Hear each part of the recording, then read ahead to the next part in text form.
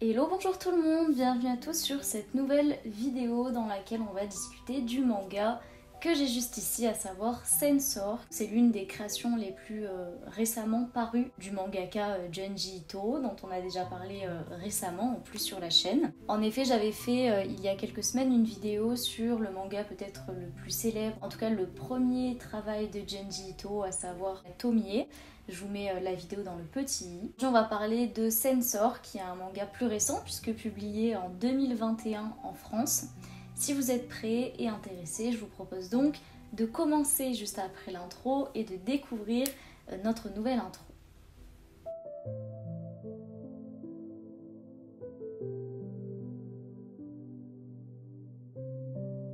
Pour commencer, il faut savoir que le manga aujourd'hui appelé Sensor devait initialement être nommé Les Voyages du Cauchemar, et c'est en cours de rédaction, de création, que Junji Ito a décidé de le transformer, de le renommer. Il qualifiait le premier titre de désuet au vu de l'histoire.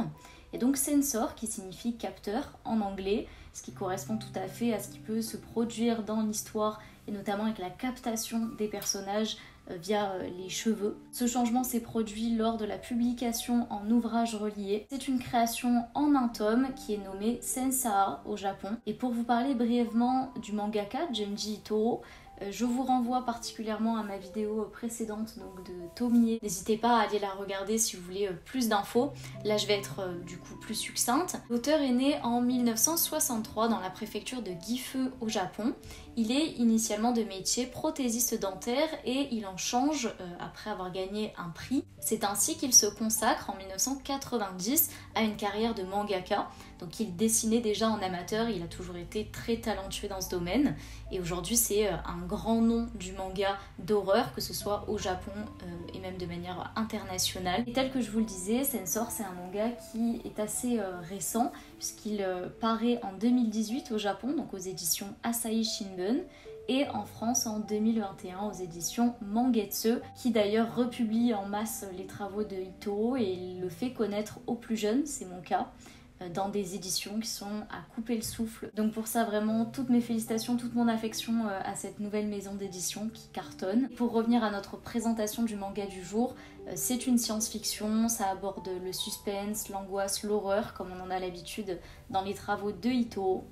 Et il est tarifé à 19,95 €. Pour ceux qui ne connaîtraient pas l'histoire ou qui l'auraient oublié, je vous lance tout de suite le synopsis. L'histoire débute lorsqu'une jeune femme, qui est nommée Kyoko Byakuya, se promène en direction du mont Sengoku. Et au cours de sa marche, elle s'aperçoit avec surprise que l'air est chargé de tourbillons de mystérieux filaments volcaniques aux reflets d'or.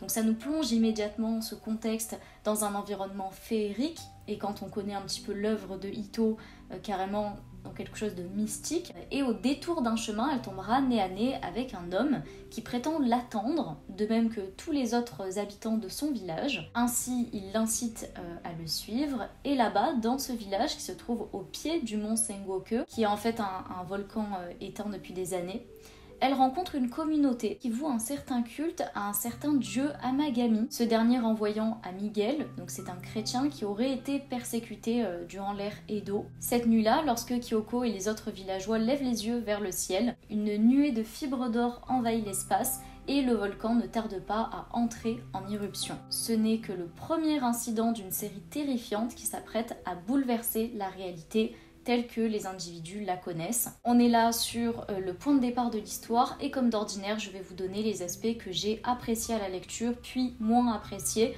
avant de vous en donner une conclusion. Si vous n'avez pas lu le manga et qu'il vous intéresse, n'hésitez pas à vivre d'abord votre propre expérience de la lecture et à revenir ensuite sur cette vidéo.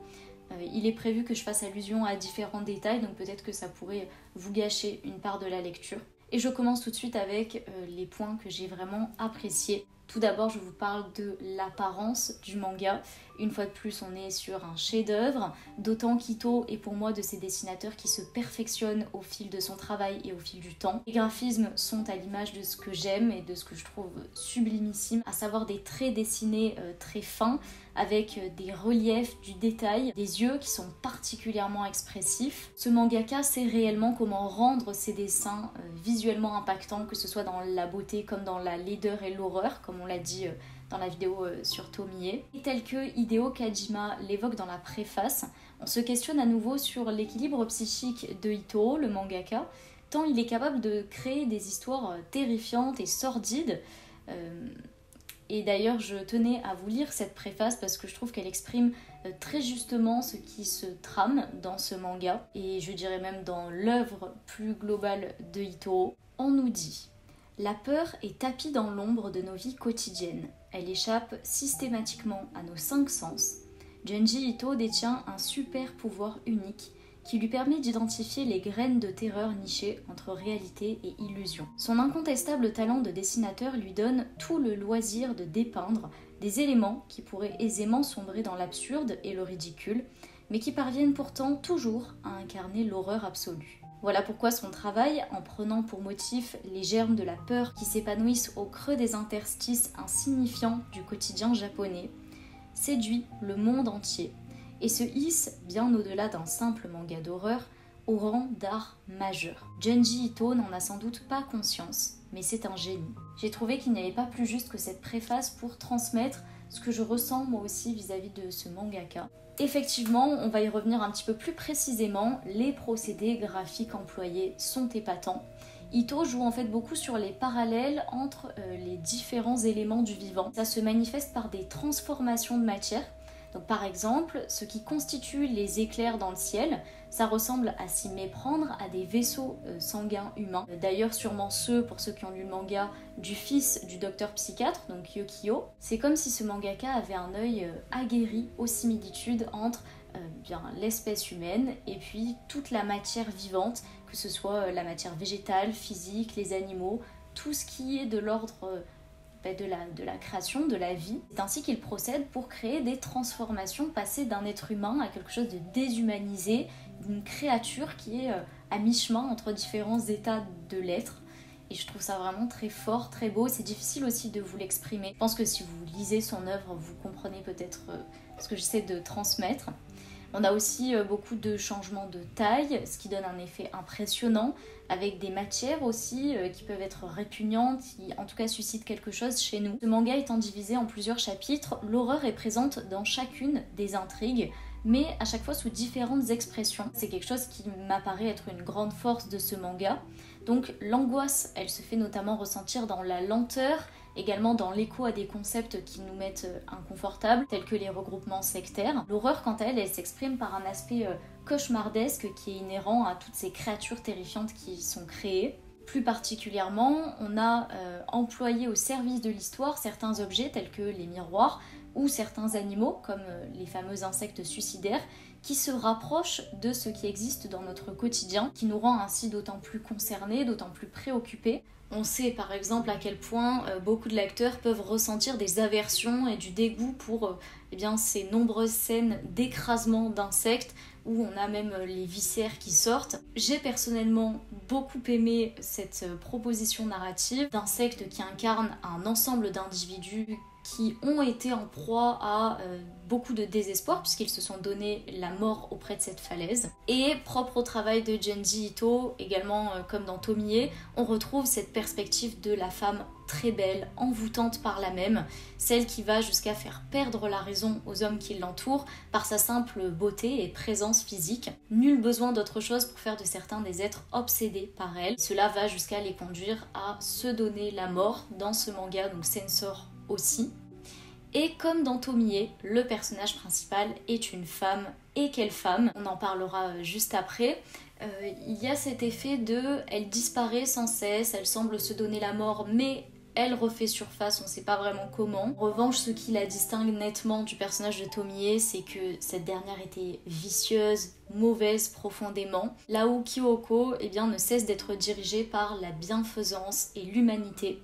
Et en ce sens, je trouve que le récit est encore plus horrible. Je disais précédemment que c'était quelqu'un, ce personnage. Effectivement, elle semble subir et se battre pour comprendre et faire face à l'inéluctable destin qui est le sien. En effet, la seule femme un petit peu importante de ce manga représente en elle-même un être fort et surnaturel, en ce sens où elle est bien la seule à supporter les pouvoirs qui lui sont conférés, alors même que ceci la torture et l'invalide considérablement. Ceux qui semblent se distinguer de l'ensemble des autres personnages du récit comme étant tous à peu près emprunts à la psychose, c'est le médecin psychiatre et surtout le journaliste. En ce sens, ils nous représentent, les lecteurs, ils vivent nos craintes, ils vivent nos questionnements, ils sont un soutien à peu près normal et unique dans cette histoire. J'ai noté pour la suite qu'il est important de soulever le fond de l'histoire, hein, l'originalité des thématiques qui y sont au cœur, à savoir la spiritualité, le cosmique, et notamment sur un versant assez sectaire, donc malsain. L'auteur utilise l'angoisse universelle que représente la crainte de l'infini de l'univers, et par là même de sa grandeur et de notre mort imminente. Et en effet, tel qu'on nous le dit dans la postface, l'horreur astrale de Censor, ça provoque un authentique vertige à la lecture. Donc je trouve que c'est bien trouvé pour susciter l'horreur chez l'être humain que d'aller sur ce terrain-là. Et c'est un manga qui traite aussi du christianisme au Japon. Donc la postface nous apprend à ce sujet que le christianisme a été importé au milieu du XVIe siècle de l'Europe au Japon et que ses adeptes ont été violemment persécutés. En ce sens, le manga peut amener des éléments historiques vraiment intéressants. Malheureusement, je n'ai que très peu d'instructions sur ce plan. D'ailleurs, n'hésitez pas en commentaire si ça vous parle à venir tous nous instruire. Moi, c'est quelque chose... La religion japonaise que je connais bien mal, malheureusement. Toujours dans la postface est évoqué un mouvement littéraire qui est nommé le cosmicisme, qui exploiterait la terreur inhérente à l'insignifiance de l'humanité face à l'étendue de l'univers, tout à fait ce qui est traité dans ce manga. Et par là même, l'auteur nous renvoie à notre incapacité en tant qu'être humain à saisir concrètement l'infini de l'univers sans en perdre la raison. Donc Censor, c'est une histoire qui est étoffée, qui est dynamique en ce sens où les rebondissements se succèdent, on a des allers-retours dans le temps, des changements d'espace d'une page à l'autre, tout ça, ça se fait suite. Ainsi, faire du lien, c'est pas toujours évident. Heureusement pour ça que le manga n'est pas trop long, heureusement aussi que l'intrigue évolue avec des éclaircissements, et surtout qu'on a un certain fil rouge soutenu par la présence systématique après quelques chapitres de personnages récurrents. Sur la fin, on revient particulièrement en arrière, on réexplique les faits, ce qui m'a permis d'y voir un petit peu plus clair et de pouvoir clore proprement cette lecture, on va dire. Et je trouve que c'est loin d'être évident d'un premier regard. Pour moi, c'est un manga qui, de fait, se lit à minima 2 fois pour arriver à bien appréhender et intégrer les informations. Parce que, effectivement, les chapitres sont liés, mais chacun a sa propre intrigue et ça peut être déstabilisant. C'est notamment ce que je compte développer dans la partie de ce que j'ai moins aimé, à laquelle on passe tout de suite. Alors effectivement, j'ai initialement trouvé peu d'intérêt à cette lecture. Je ne comprenais pas, ce qui, qu'on se le dise, est assez désagréable à la longue. Le fait de manquer même d'une piste, j'ai trouvé ça très frustrant et c'est ce que je reprocherais. Pour moi, toutes ces intrigues, tous ces changements, eh bien, ça se juxtaposait bien trop. Le milieu de la lecture, c'était probablement ce qui m'a été le plus fluide. Et en revanche, j'ai vraiment pas apprécié la fin. C'est à ce moment-là que j'ai compris que les thématiques de fond à l'histoire étaient beaucoup trop perchées, beaucoup trop abstraites à mon goût. On a le seigneur des ténèbres, le Miguel qui est jeté dans le volcan, on a l'idée de prendre le pouvoir du monde.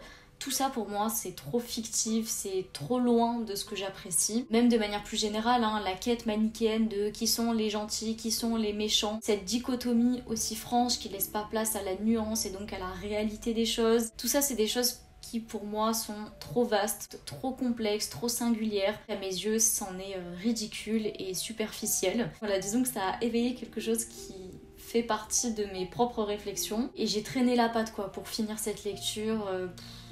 Pour y trouver quand même de l'intérêt dès lors que ça commence à partir dans ce genre de délire là trop mystique. Vous aurez compris, c'est pas pour moi et c'est pour ça que souvent j'ai beaucoup de mal avec la science-fiction quand c'est trop détaché d'une réalité un petit peu ancrée Enfin, pour ce que j'ai à redire entre guillemets sur Censor, je pense que l'absence d'accès au contenu psychique de Kyoko, ça n'a pas aidé à ce qu'on puisse comprendre. C'est quelque chose que j'avais évoqué aussi pour Tomie. En conclusion plus générale sur cette vidéo, je vous dirais que objectivement, je pense que c'est un beau manga, un beau travail, qui est doté d'une narration riche en subtilité, en histoire, en symbolisme. Le propos, lui, est dense, il est soutenu par des dessins d'une qualité, encore une fois, époustouflante. Néanmoins, à titre personnel, j'ai pas vraiment apprécié cette lecture, qui m'a, comme je vous le dis trop souvent, perdue, que ce soit au plan temporel, la localisation, le rapport entre les personnages, entre ce qui se produit, ou même le contenu historique, astral. Voilà, j'en ai donc fini avec cette présentation du manga Censor. N'hésitez pas à vous exprimer en commentaire quant à votre ressenti, votre appréciation, votre connaissance ou non du manga. Pour ma part, je vous dis à très bientôt, portez-vous bien. Bye bye tout le monde!